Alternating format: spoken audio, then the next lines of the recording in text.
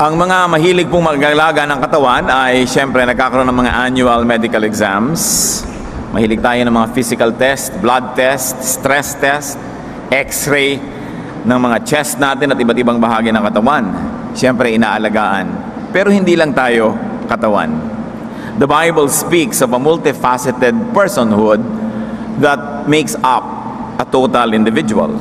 1 Thessalonians 5:23, may your whole spirit, soul, and body be kept blameless. Pinapakita dito yung iba't ibang antas ng ating pagkatao, na merong espiritu na galing sa Diyos, merong katawan na galing sa lupa, at merong personalidad, emosyon, attitude, all of that comprises the soul. When a person dies, the spirit goes back to God, the body returns to the ground, and the soul ceases to be. Pero kailangan natin sa buhay na ito ng soul test. Kung may physical exam, kailangan natin ng soul exam din. And so ang atin pong pag-aaral ngayon para tuloy-tuloy tayong lumago at ating matamasa ang mga pagpapala ng Diyos at tayo maging pagpapala sa iba, a great and helpful soul test. Isang mahalaga, kailangan natin na pagsisiyasat sa sarili at nang malaman natin ang kalagayan ng ating kaluluwa o ng ating pagkatao, ng ating personalidad. Diyos namin sa langit, salamat sapagkat kayo Diyos na maunawain, mapagpatawad, maibigin. Patawarin niyo po kami sa mga kasalanan namin. Di lumilipas ang panahon na kami hindi nagkukulang at kayo naman Panginoon ay lagi nagpupuno. Forgive us our sins, cleanse us Father, make us worthy to come into your presence. Not because we are worthy on our own, but because you forgive us, you restore us, you cleanse us. Enable us to see your face, to hold your hand, to hear your voice. At nawa, hindi lang kami magkaroon, Lord, ng knowledge, kundi magkaroon kami talaga ng spiritual experience. That we may not only increase in our accumulation of facts, but may we actually digest your word. In a spiritual way, it becomes our food so that it bears fruit in our lives. Patawarin mo kami, linisin, hugasan, at ngayon, paging dapatin na lumapit sa inyo, punan niyo po mga kakulangan namin, buksan na aming mata at tainga, at gawin yung taniman ng inyong mapagpalang salita ang aming puso. Nawa, Panginoon, payapaan niyo aming loob, palakasin aming katawan, patalinuhin kami para lalo namin kayo maintindihan, and may you also protect us from all evil men and evil spirits, from all malicious works of darkness. Protect us, enable us to see you. In the name of Jesus our Lord, we pray. Sa amin ng Psalm 139, verses 23 to 24, search me, O God, and know my heart. Test me and know my anxious thoughts. See if there's any offensive way in me, and lead me in the way everlasting. Ito ang pagbubulay-bulayan natin at babalik-balikan na verses sa ating pag-aaral ngayon. Kung may heart test, merong mga angiogram, merong mga kung ano-anong ECG procedures, meron ding test ang Panginoon, at hindi lang yung physical heart ang pinag-uusapan, kundi yung ating spiritual heart. At ang unang hinihingi ng Psalm 139, search me, O God. Sa pambungad pa lang na salita na ito, ang umaawit ay handa na magpasuri. Handa siya na bulat-latin ang kanyang buong puso para malaman kung anong tama at ano ang mali. At ito ang unang attitude ng isang taong aasenso at gaganda pa ang paglagong espiritual. Search me, siyasatin mo ako, O Diyos. Dito pa lang makikita natin that God is the examiner. Kasi search me, O God. Hindi sinabing search me, O Doctor, search me, O Captain, my Captain. Sabi, search me, O God. Because God is the examiner, the examination will therefore use God's tools. At ano ba ang mga kasangkapan gamit ng Diyos para sukatin, siyasatin ang isang tao? First of all, the Spirit of God. Ito ang number one na kasangkapan gamit upang siyasatin ang kalooban ng tao. 1 Corinthians 2:10, the Spirit searches all things. Therefore, a person who lives by the will of God is very sensitive to the leading, prodding, teaching, and rebuke of the Holy Spirit. Yan ang unang-unang ahensya or agent na ginagamit ng Panginoon para malaman natin kung tama tayo o mali, malusog ba o hindi. The Spirit. The Spirit that is in us testifies within us and to us about the situation of our soul. Kaya kung tayo may mga ginagawang mali, nalulungkot naman tayo. At kung hindi natin lubusan na binabaliwala ang ating konsyensya, nakakausap niyan tayo. The Spirit speaks to us. Hindi mo kailangan na i-test ka ng iba, hindi mo kailangan ng mga sophisticated instrument. Tingnan mo lang ang kalooban mo, alam mo na. Another instrument of the Lord in setting the standards of health, spiritual health, is the Word, the written Word of God, the Bible. Alam natin dyan kung saan ka dapat dumaan, alin ang pwede, alin ang hindi pwede, alin ang tama, alin ang mali. Bagamat, kailangan reviewin yung interpretation. While the Word of God does not change, and it is always true, it is the scholarship of theologians, the scholarship of those who read and interpret the Bible that must always be checked. Laging tama ang salita ng Diyos, pero hindi laging tama ang interpretasyon at application ng mga tao.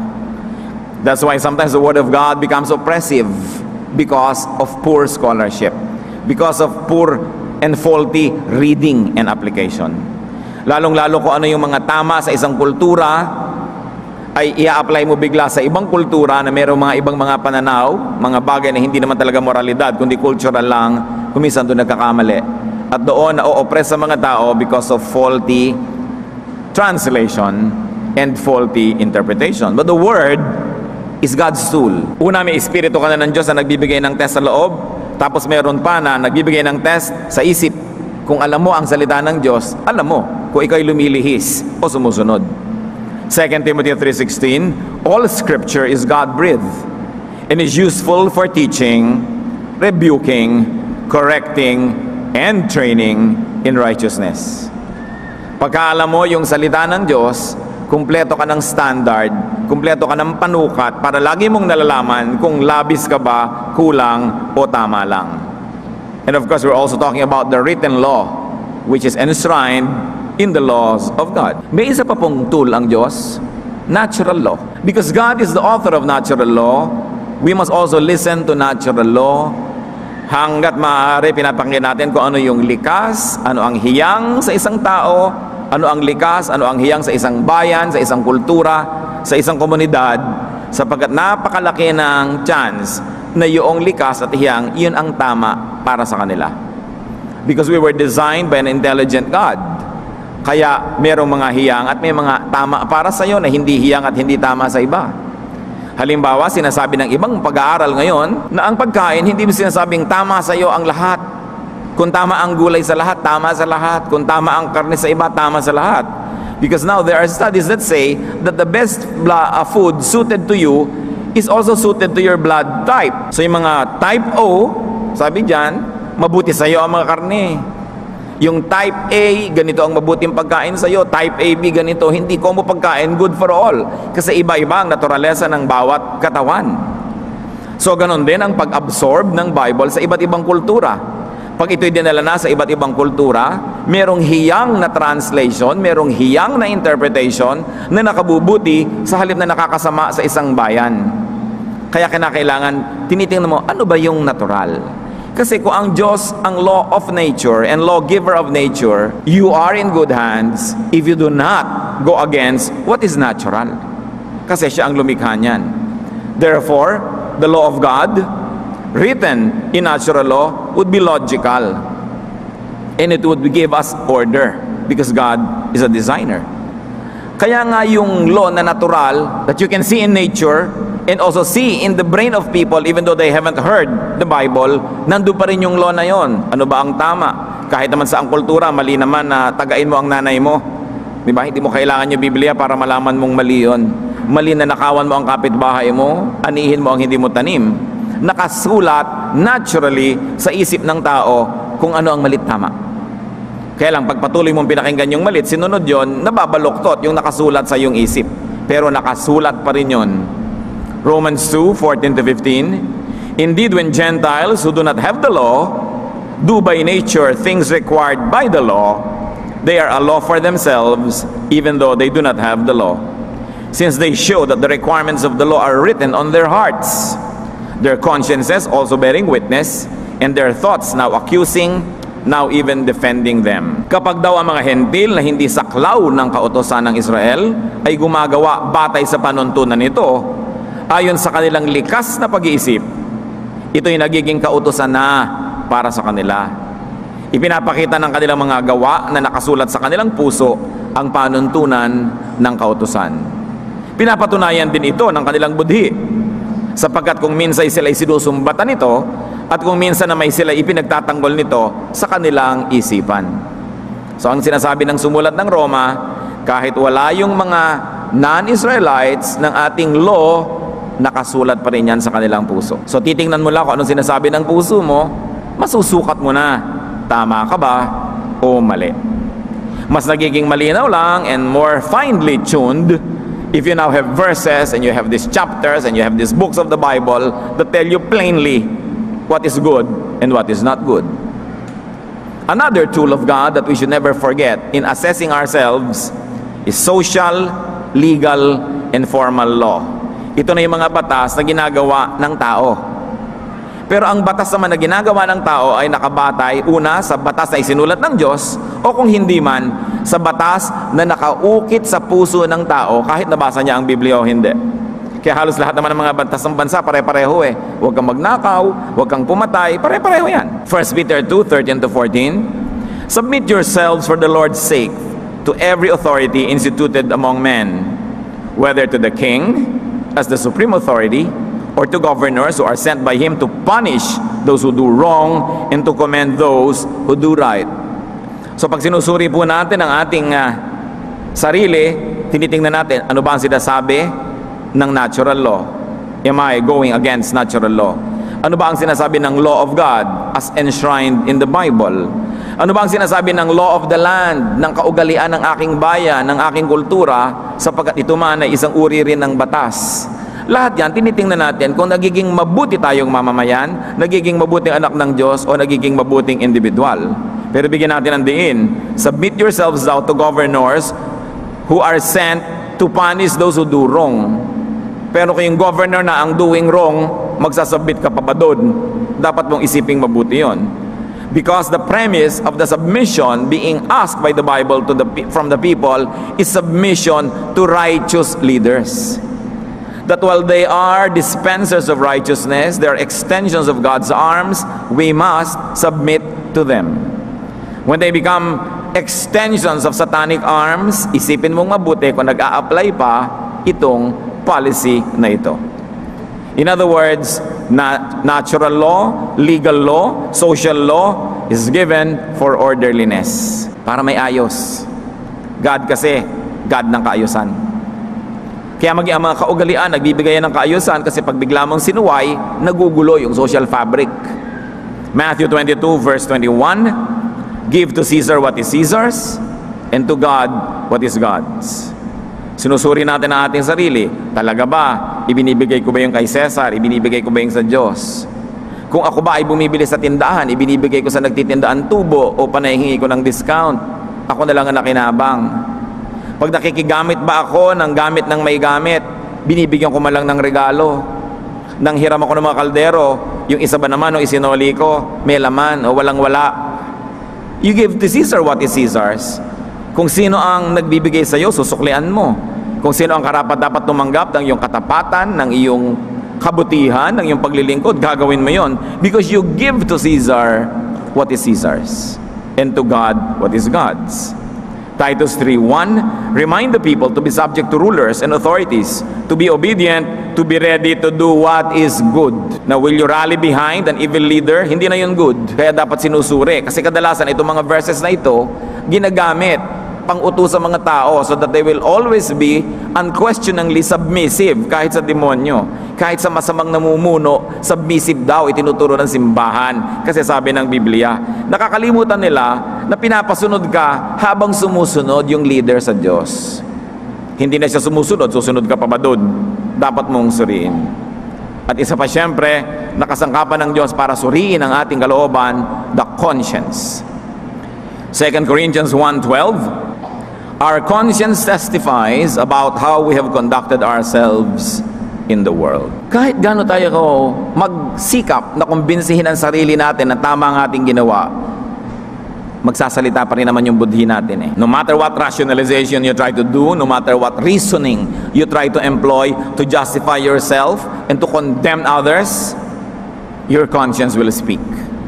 Dapat pinapakinggan. Sabi sa Biblia, certain persons, by rejecting their conscience, have made shipwreck of their faith. Nagkawasak-wasak ang kanilang pananalig sapagkat di nila binibigyan ng pansin ang panunurot sa kanila ng kanilang budhi.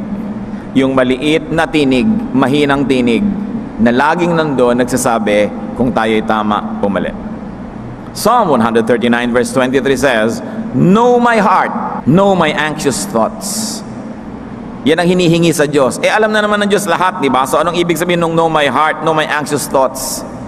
It only means, I'm exposing to you my anxious heart. Come and look at it. Hindi ko tinatakpan, hindi ko nilalambungan ng anumang belo para maitago ang gusto ko ikubli. Know my anxious thoughts. I'm exposing myself to you, O God. Walang takip, walang excuses, walang rationalization, walang pagdadahilan. Heto ako, tingnan nyo ako kung ano ako talaga. Therefore, the search is internal. To know your heart, to know your anxious thoughts, nasa loob.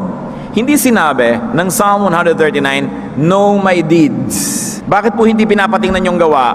Kasi ang gawa ay pwedeng mandaya. Pero sabi niya, ang tingnan mo yung aking puso, yung aking pag-iisip. Hindi pwedeng dayain yung nasa loob.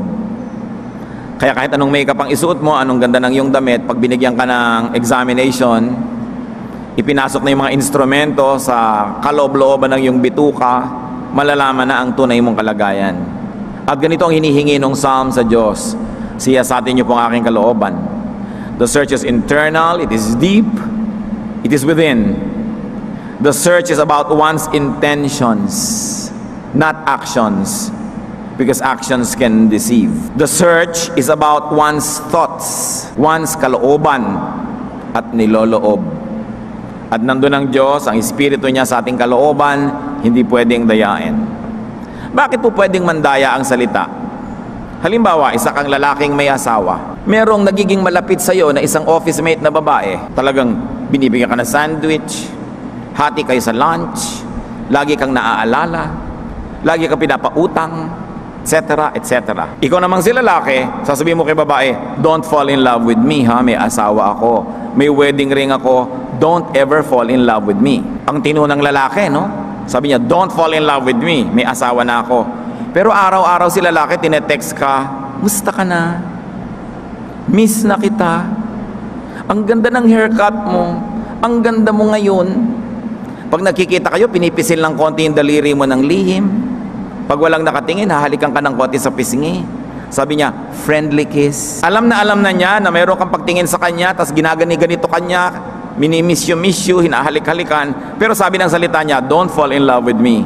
Para nga naman kung sakaling magkagipitan, magkahirapan, pwede kanyang sabihin, I told you so. Nakita niyo yung trick? Yung salita, lilinawin. Pero yung action, lalabuan. Ikaw naman, syempre, lalo umiibig ka, gusto mo talagang lumabo, di ba? Dahil doon sa malina, wala kang pag-asa, sa labuan na lang. Pero pagdating ng araw, walang sisihan. Sasabihin niya, sinabi ko sa'yo noon, may asawa ko, hindi ako pwede. Pero ano yung action? Kaya mga kapatid, ang ipinapasuri, thoughts, not actions, not deeds. Deeds can deceive you. Words can deceive, but not the thoughts.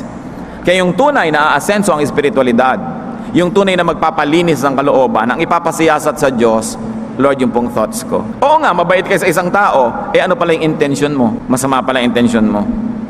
Eto ka, bata, binibigyan ka ng candy, yung pala pampatulog yun para ma-rape ka. Pero tuntua ka, binibigyan ka ng candy. Ano yung intention?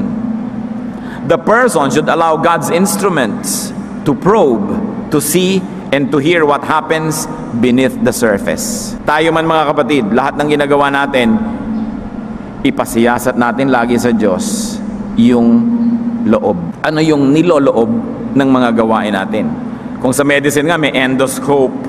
Ipapasok sa lalamunan mo, ipapasok sa katawan mo yung instrumento, may camera, may ilaw yon. Meron pa ngayon na capsule endoscope. Lululunin mo, akala mo capsule, pero camera, may dala na rin siyang light. Maifi-film niya yung lahat ng nangyayari sa iyong esophagus, hanggang sa iyong stomach, hanggang sa iyong large intestines, hanggang sa iyong small intestines, at na-i-film. Paglabas dun uli, siyempre aabangan na lumabas yun, ire-replay, alam na nila nangyari sa loob mo. Sabi natin, wow, advance. Pero kailan lang nagkaroon niyang capsule endoscope? Ngayon lang, kamakailan. Pero 1,000 taon na, nun pa man, walang ganyang kailangan ng Diyos. Alam niya ang ating niloloob. Akala natin, advance na tayo. Ang liit-liit pa nga ng paglapit natin sa karunungan ng Diyos. Kaya sabi, Lord, yung karunungan nyo ang gamitin nyo para ako sukatin. Kasi ang sariling karunungan ko, mandaraya. Ang karunungan ng tao, maaring kulang. Pero yung sa inyo, yun ang totoo. Imagine what kind of instruments God has. So we will always allow, and we should always allow God to examine us. Psalm 139 verse 24, ano yung sabi dito? See if there is any offensive way in me. I think this is one of the most important statements of man.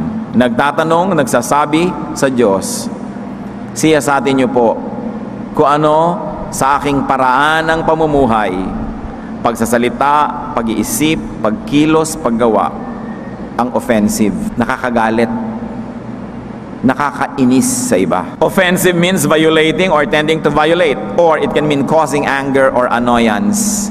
Remember, an offensive way doesn't have to be a wrong way. Even a right way, a right intention can be offensive if it causes anger or annoyance. Kanino offensive? First of all, Lord, test me if there's any offensive way in me that offends you. So, first of all, is it offensive to God? Naiinis ba ang Diyos? Nagagalit ba siya? Proverbs 15:26, the Lord detests the thoughts of the wicked, but those of the pure heart are pleasing to Him. Isipin nyo ang hirap na ginagawa at binibigay natin sa Diyos. Di ba pag nakakita ka ng nakasimangot, nainis ka? Or at least, nahihirapan ang loob mo, hindi ka man mainis. You are put at dis-ease. Pag nakakakita ka ng magaspang na ugali, rudeness, you're annoyed or you are angered. Pero at least, kahit galit sa'yo yung tao, pag ngumiti, tahimik ka na kasi hindi mo alam na galit sa'yo. Pero alam pa rin ng Diyos yun eh.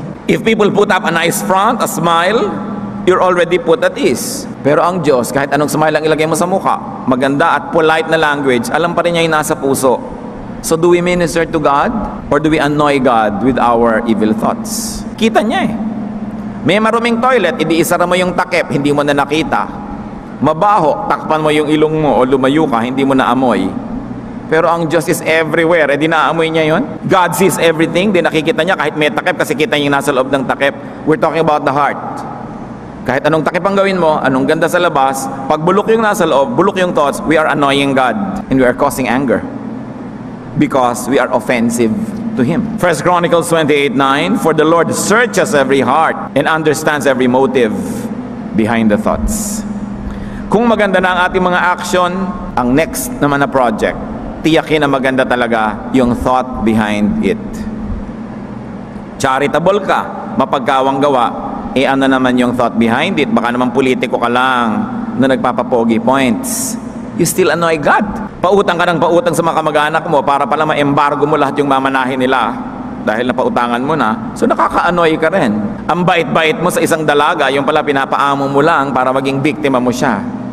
Di annoying pa rin yun because the Lord searches every heart. Kung minsan nalilibang tayo mga tao, kontento na tayo na maganda yung labas, hindi na natin tinatrabaho na pagandahin pati loob.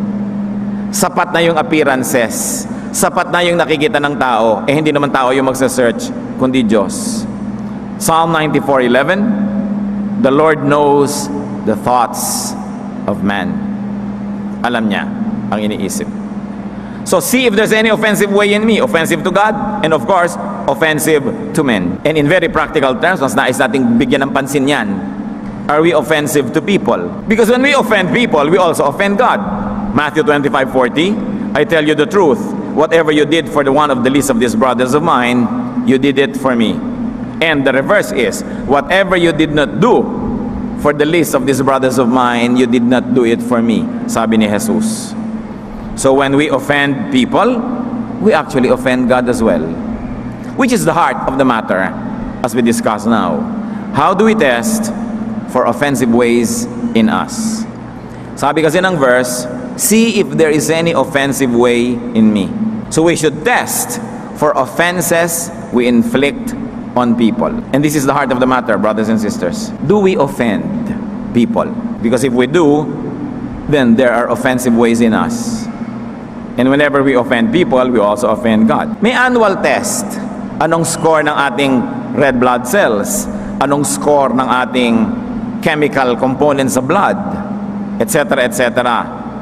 Kung soul test tayo, ang tanong, how many people have we offended this year? Hindi pa tapos ang taon, pero nakakailan na kayo nang na-offend this year? How many people have we offended last year? Are we keeping scores? O ang binibilang lang natin yung mga blood sugar, cholesterol? Pag namatay naman yung katawan natin, wala na yun eh. Pero yung harm na ginagawa sa soul natin, nakaka-offend tayo. And one more thing, brothers and sisters, because offensive people are rarely aware that they're offensive. Iniisip nila, masama ang mundo, ako yung tama, kaya sila na-offend sa akin kasi wrong sila. Hindi pinag-uusapan ng morality sa offense. Ang tinatanong lang, do you cause anger and annoyance in people? Tanong, are there patterns by which we offend them? Kasi sabi, see if there's any offensive way in me. How do we know that, brothers and sisters? Just consider what people complain about you. Pag inilista nyo ang mga inireklamo ng mga tao tungkol sa inyo, reklamo ni X, reklamo ni Y, reklamo ni Z, reklamo ni M, reklamo ni L, eto, makikita nyo na merong kuminsan pabalik-balik na elemento na inireklamo ng mga tao tungkol sa atin. Either masakit tayo magsalita, masungit tayo, magaspang ang ating ugali, o madamot tayo, selfish, we always get and forget, and we like people to always give and forgive. We always like to receive. Receive tayo ng receive and we don't give anything in return. People can be complaining about that. Think. Yan ba ang reklamo ng magulang nyo sa inyo? Reklamo ng kapatid? Reklamo ng asawa? Reklamo ng anak? Ng pinsan? Baka totoong selfish kayo, ayaw nyo pa maniwala, reklamo na nga ng buong barangay yan. Kailangan nating tinitingnan. Very often, we dismiss people who quarrel with us, who dislike us, and who leave us as mistaken, as wrong, as evil. Therefore, we are unable to test our souls. Mag-review tayo mga kapatid. Lahat ng na-offend sa akin, nagalit sa akin, nagtampo sa akin, ano ang ikinakagalit, anong itinipinagtatampo, hindi ko pwedeng sabihin na mali sila, lalo't lampas na sila ng 2 o 3. Kung isa, kaisa-isa sa buong buhay niya yung nagtampo, sinasabi ganun ka, baka mali siya. Pero kung 2 na yan, mag-isip ka na kapatid, 3, 4, 5, nako. Kailangang manahimik at isipin mo. Alangan namang nag-usap-usap sila na pareho sila na irereklamo tungkol sa'yo. Kadalasan gan, hindi sila magkakakilala eh. Baka totoo na. If there is a pattern by which people are being offended by us, we should begin a thorough personal soul test. Yung iba mga ngatwiran, kasi mga mabababa ang rango nila sa office, natural magagalit sila sa akin kasi mahigpit ako. Yan ang isang pagbubulag-bulagan. Kasi kahit mahigpit ka at hindi ka nakakainis, hindi naman mainis sa yung mga tao eh. Alam naman nila may trabaho, may kailangang i-employ na gagawin. Okay, chinecheck mo yung mga late, pero paano ka nagche-check? Okay, pinapagalitan mo, sinisita mo yung mga hindi nagde-deliver ng trabaho, pero paano mo ginagawa? Usually hindi naman yung ideya na lalapit ka sa kanila ang ikinakainis ng tao, kundi paraan mo ng pagsasabi, paraan mo ng pag-handle ng mga bagay-bagay.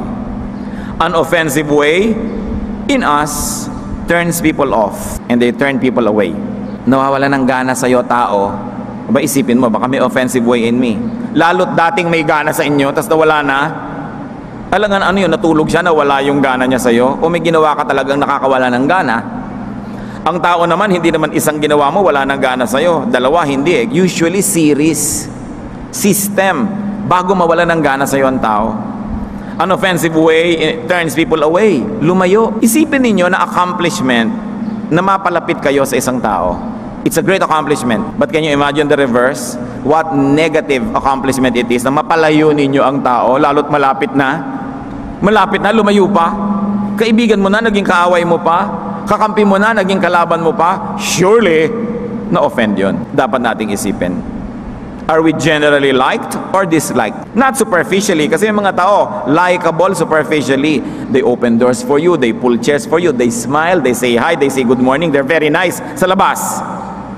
Pero sa loob, bato ang puso. Hanggang labas lang, hanggang etiquette, hanggang kagandahang asal. Pero alam na alam mo sa kalooban, bato. Matigas. Hindi magbibigay, hindi magbe-bend, hindi mag-a-adjust. Yung agenda niya ang gagawin niya, yung gusto niya ang gagawin niya, pero nakangiti siya, nag-good morning sa'yo. Yan ang nakaka-deceive. Those who are socially very nice, but only on the surface. It's like a soft velvet glove worn by steel fists. Ganun yun. Ang lambot-lambot na guwantes, pero ang loob, kamay na bakal. Matigas pa rin. Madali tayo kasing madala eh. Pag ang tao ay maamo, marunong mag-good morning, may etiquette, akala natin mabait na. Tayo man ganun. Pag mapagbigay tayo sa labas, heto ang plate, ikaw muna unang kumain, hello, good morning, may konting baw. Akala na natin mabait na tayo. Pero paano tayo nagbibigay sa ating kapwa? Paano tayo nagpaparaya? Paano tayo nagsasakripisyo kung kailangan?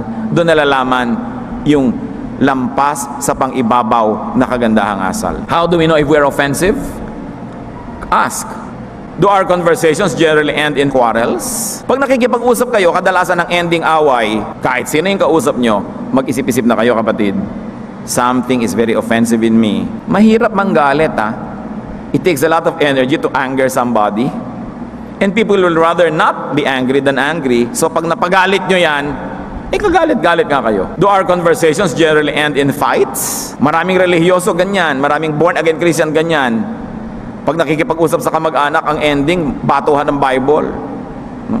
Walk out, awayan, sumbatan. Kasi offensive ang way. Maganda ang layunin, dalhin sa Diyos ang kapwa, pero nakakainis ang pamamaraan. Nakakainisan. Magtanong-tanong tayo mga kapatid. Ang dami ko nang nakita. Magkakapatiran pa daw, magsasali-sali, magnenego-negosyo. Mamaya away-away. Hindi naman kasali yung pastor nung nag-incorporate. Ngayon naghihiwalay na, pastor, singilin nyo naman po si brother, sabihin nyo magbayad sa akin. Teka, kailan pa naging kobrador ang pastor? Gustong isangkot sa mga gulo, pero hindi naman kasali nung nagsimula sila mag-usap. Ang tanong, ang ganda ng usapan nyo noon, ba't kayo nagkagulo? Surely, one or all of you have offensive ways. What happens to our partnerships? Nadidissolve ba? What happened to our friendships? Do they end badly? Then you have to ask yourself, Lord, search my heart. Is there any offensive way in me? Kahit pag nananalamin ako, ang ganda-ganda ng mukha ko, ang ganda-ganda ko ngumiti, perfect ang mga pronunciation ko ng good morning, pero bakit nakakainisan ako?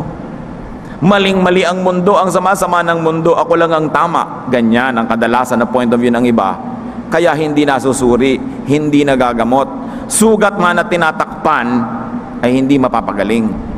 Kailangan tanggalin ang takip, tanggalin ang langib, kudkurin, suyudin, linisin, masakit, mahabdi. Pero yun lang ang paraan para gumaling. Paano mo malalaman, kapatid, kung ikay mabuting tao o hindi? Ano nangyayari sa iyong mga kapagkaibigan, pakikipagmabutihan? Nauuwi ba sa gulo? Matthew 7:17 to 18 and 20. The Lord Jesus speaks, every good tree bears good fruit, but a bad tree bears bad fruit. A good tree cannot bear bad fruit, and a bad tree cannot bear good fruit. Thus, by their fruit, you will recognize them. Huwag na tayong malito. Tama ako, maganda ang pamamaraan ko, etc. etc. Ang tanong ito, ano naging bunga? Ninakaaway ka. So yung bunga, ang test ng puno. Kung mabuti ang puno, mabuti ang bunga. Sapagkat ang masamang puno ay hindi mabubunga ng mabuti, at ang mabuting puno ay hindi mamumunga ng masama. Kung kadalasan sa mga relasyon mo, nagwawakas sa away, hindi maganda ang puno. Kung ang mga partnership mo, kasosyo mo, lagi kayo nag-aaway-away, hindi maganda ang iyong pamamaraan. Huwag mong sisihin ang mundo. At least, kasali ka sa mali, pero hindi pwedeng sila lang ang mali. Kaya ang sabi, search me inside. Kasi kung panglabas lang, madali nating dayain ang ating sarili. You will know if you have offensive ways, if you offend people. Nakakainisan ka, nilalayuan ka. Nakikipaghiwalay sa'yo yung dating malapit. Nakalalamig sa'yo yung dating mainit. Tinatabangan sa'yo ang dating ganado. Alam nyo kung anong sayang ang panahon. Kasi sa ating pakikipagkapwa, sa ating pakikipagmabutihan, we invest time. We invest effort. We invest money. We invest talent. Tapos ang tagal-tagal nyo magkasama, sobrang investment nyo, ang ending mag-aaway kayo, sayang lahat yon. Hindi naman ibabalik ang panahon. Yung bang lumipas na petsa, may babalik mo? No way. Sayang. Kaya dapat yung nandun na pinapahalagahan. Yung kaibigan mo na pahalagahan mo na, yung asawa mo na ang tagal-tagal mo ligawan, partner mo ngayon, huwag na mawala na siya ng gana sa'yo hanggang layasan ka na. Yung kasama mo sa trabaho na ang tagal-tagal nyo magkasama, kasosyo mo, ang dami nyo magagandang araw na magkasama, bakit ang gagawin yung ending? Away. dapat tingnan, is there any offensive way in me? Why is it the solution? Because as long as you always accuse the other person will do the same, accuse you, hindi yan mariresolve. Kailangan ayusin mo yung sarili mo, ayusin niya yung sarili niya, magkakaayos kayo. Sabi, see if there is any offensive way in me. Hindi tayo pumupunta sa Diyos, sabihin, Lord, tingnan niyo po kung may offensive way kay kapatid X, kay kapatid Y. Kung may offensive way sa nanay ko o sa kaibigan ko, sabi, Lord, show me if there's any offensive way in me, inside me, in my thoughts, in my attitude. Mark 7:21 and 23. For from within, out of men's hearts, come evil thoughts. All these evils come from inside and make a man unclean. Malinis ba ang aking konsyensya? Deceitful ba ako? Nang uuto ba ako? Do I lure people into my traps? Pasakay ba ako? Padama? Manipulative? Am I scheming? Dapat tinatanong yan sa sarili. Kasi alam naman yan ng Diyos eh. Bakit natin tinatanong? Hindi para sa Diyos. Para ma-review natin ang ating sarili. Romans 12:2, kung talagang gusto nating magbago, bumuti ang buhay, be transformed by the renewing of your mind. Then you will be able to test and approve what God's will is, His good, pleasing, and perfect will.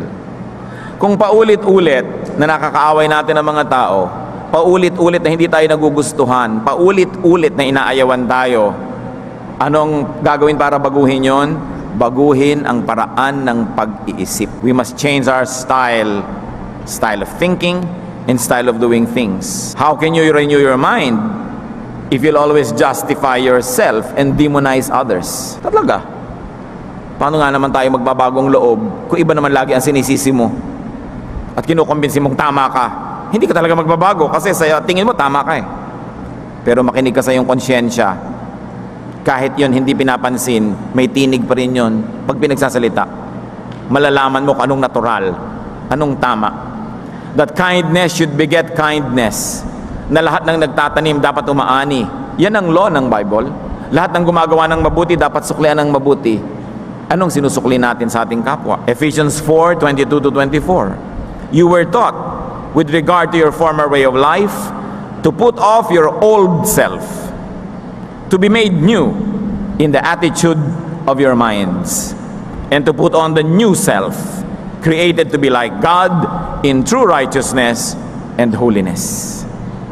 Kailangan talikuran na ang dating pag-iisip at pamamaraan at ang harapin bagong paraan ng pag-iisip. Yung paraan na nakaayon sa kalooban ng Diyos, yung papasa pag tinest ng spirit, ng conscience, ng written law of God, ng natural law, yun, yung natural, yung tama, yung nagbibigay ng kaayusan at kagandahan sa buhay. Ang Psalm 139:24 ends, lead me in the way everlasting. So it is God who leads. It is God's way that prevails. Luke 22:42, maging si Jesus may ibang gustong gawin pero sumuko rin sa Ama sa langit, yet not my will but yours be done. So sabihin natin, ganito talaga ako, ganitong ugali ko eh. Yan nga ang dahilan kaya napapaaway ka lagi eh. Yan nga ang dahilan kaya iniwan ka na ng asawa mo, nakakaapat na nang iwan sa'yo eh. Yan nga ang dahilan kaya nakagalit mo na lahat ng tao. Kapag pipilitan mo pang, ganito lang talaga ako. Sabihin mo kay Lord, not my will but yours be done. Not my style but yours be done. That which is good, pleasing, peaceful and peaceable, that which is decent and kind, yun ang style ng Panginoon. Psalm 14:10, teach me to do your will, for you are my God. May your good spirit lead me on level ground. Sabi, lead me in the way everlasting. Ang ibig sabihin lang nun, I will follow. Following God is a choice. It's a decision that becomes an action. Lead me in the way everlasting. Kanina, lead, tapos me, ngayon in the way.